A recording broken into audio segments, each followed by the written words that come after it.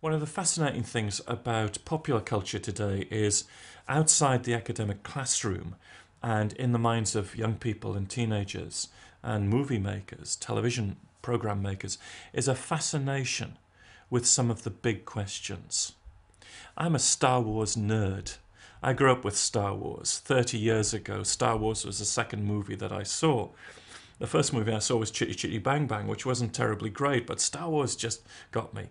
Now, it didn't mean that I immediately started dressing up in Darth Vader costumes or things of that sort, but I was fascinated, not just with the special effects, not just with the merchandising, not with the great story of the hero Luke Skywalker, but with some of the deeper questions that Star Wars posed.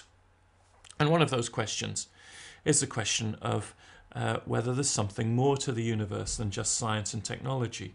George Lucas, in fact, is fascinated by that. And Lucas puts in this force into the Star Wars movies, not to create a new religion, a Jedi religion, as some people have gone for, but in fact to raise a question. He says, I put it there to help young people think about mystery, to say, is there a God? What does God look like? What does God sound like? Popular culture is very good not at giving answers, but at raising questions. And that's what Lucas does. He says, is there more to the universe than just the technological marvel of the Death Star? Is there something about mystery to the universe? Theologians call that transcendence. Is there something more to the universe than just that which we see within the universe? Now, of course, as a scientist, I want to say the same thing. I'm very happy with cosmology and physics and the way that they describe the universe. I think it's a marvel the way they do.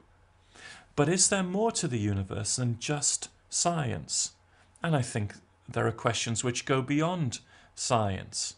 Let me give you an example, if I may. What is the scientific definition of a kiss? Well, a kiss is the approach of two pairs of lips, the reciprocal transmission of carbon dioxide and microbes, and the juxtaposition of two orbicular muscles in a state of contraction. That is a kiss in scientific terms. But if I go to my wife and say to her, Alison, I'd love to get together with you for a mutual transmission of carbon dioxide and microbes, she would say, get lost. You see, in that context with my wife, there is more to a kiss than just the scientific description. A kiss is about meaning, value, purpose.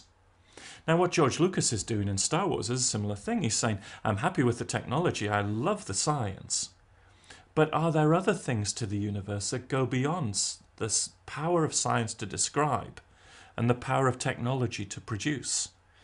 And popular culture is posing that question, is there more to the universe?